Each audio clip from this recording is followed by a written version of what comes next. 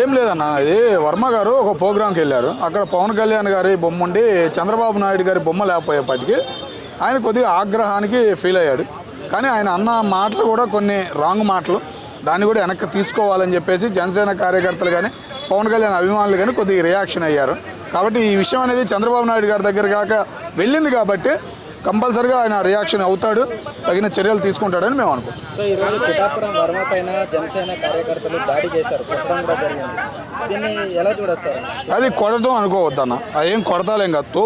తోపులాట అయింది. అటు ఇటు ఇద్దరు ఉన్నారు, అటు జనసేన వాళ్ళు ఉన్నారు, అటు టీడీపీ వాళ్ళు ఉన్నారు, ఇద్దరు ఉన్నారు. ఆడ ఏం దాన్ని ఏదో గొడవ అయినట్టు ఏదేదో ఫీల్ అవ్వాల్సిన అవసరం అయితే లేదు. ఓకేనా, తగిన చర్యలు తీసుకుంటారు. వర్మగాడు కూడా బయట వచ్చి మాట్లాడారు, నేనేడా 3 సార్లు గెలిచానయ్యా ఎమ్మెల్యేగా, నాకు ఉండే హక్కులు, నేను ఒక చంద్రబాబు బొమ్మ లేదనే చెప్పేసి నేను అడిగాను. దీనికి సీరియస్ అవ్వాల్సిన పని ఏముంది? నా కార్యకర్త ఏదో అడిగాడు, దాని గురించి సమాధానం చెప్పండి అని అన్నాడు. దీన్ని పెద్ద రవజ్ చేయాల్సిన అవసరం లేదనేది వర్మ గారు కూడా చెప్పారు. రాజకీయ అనుభవం ఉంది వర్మ గారికి కూడా, ఎక్కడ తగ్గాలో ఎక్కడ మాట్లాడాలో తెలుసు. కాబట్టి వెనక ఒక అడుగులో ప్రశాంతంగా మళ్ళీ ప్రశాంతమైన వాతావరణం, మళ్ళీ కలయిక అనేది తీసుకొస్తాడని వర్మ గారి మీద నాకు నమ్మకం ఉంది. వర్మ గారు కొన్ని వ్యాఖ్యలు చేశాడు, ఏమన్నా మేము ఇక్కడే పుట్టి పెరిగిన వాళ్ళము, ఎక్కడి నుంచో వలసకొచ్చిన వాళ్ళం కాదు అని చెప్పేసి కొన్ని వ్యాఖ్యలు చేశాడు. అంటే పవన్ కళ్యాణ్ ఉద్దేశించి వ్యాఖ్యలు చేశాడని అనుకో. రాంగ్ అన్న, నువ్వు అక్కడ పుట్టి పెరిగావు కాబట్టి, 3 సార్లు ఎమ్మెల్యేగా గెలిచావు కాబట్టి, నీలాంటి నియోజకవర్గంలో పవన్ కళ్యాణ్ గారిని నిలబెడితే అభివృద్ధి జరిగిద్ది. పవన్ కళ్యాణ్ గారికి ఒక చెయ్యి అందించినట్టు ఉంటావు.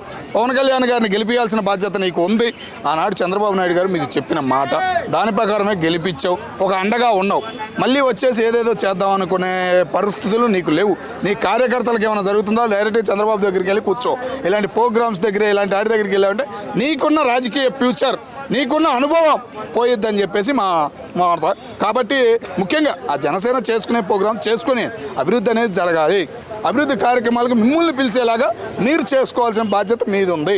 కాబట్టి వాళ్ళు పిలవలేదు వీళ్ళు పిలవాలని బాధపడాల్సిన అవసరం లేదు. చంద్రబాబు నాయుడు గారి బొమ్మ అనేది ప్రతి ఒక్కరి గుండెలో పిఠాపురంలో ఉండేటట్టు చేసావు నువ్వు. కాబట్టి ఆడ ఫోటో ఏడ ఫోటో అవసరం అనేది లేదనేది నువ్వు గ్రహించాలని నేను కోరుకుంటున్నాను. అంటే ఒక సీఎం హోదాలో ఉన్న వ్యక్తి ఫోటో కూడా ఉపయోగించకపోవడం అనేది ఎలా చూడొచ్చు? అంటే అదేం లేదన్న, అక్కడ చిన్న ఫోటో పెద్ద ఫోటో పెట్టారు. ఏంటంటే పవన్ కళ్యాణ్ అభిమానంతో కొద్ది పెద్ద ఫోటో పెట్టారు, చంద్రబాబుది చిన్న ఫోటో పెట్టారు. దాని దగ్గర మొదలైంది ఈ రాజకీయం. కాబట్టి ఏమి లేదనేది కంపల్సరిగా చెప్పొచ్చు. అది అట్లా ఓకేనా.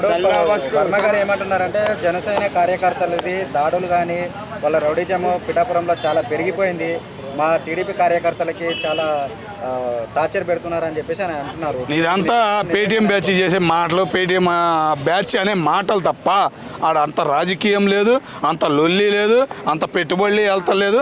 ఒక అభివృద్ధి అనేది పరిగెడుతుంది. గవర్నమెంట్ అధికారులు చక్కగా చేస్తున్నారు తప్ప ఏదేదో కోట్లు ఇచ్చేస్తున్నారు, వర్మ గారికి రావట్లేదు అన్న ఫీలింగ్ అయితే ఆడ లేదన్న. మీరు అంత ఫీల్ అవ్వాల్సిన అవసరం అయితే లేదు.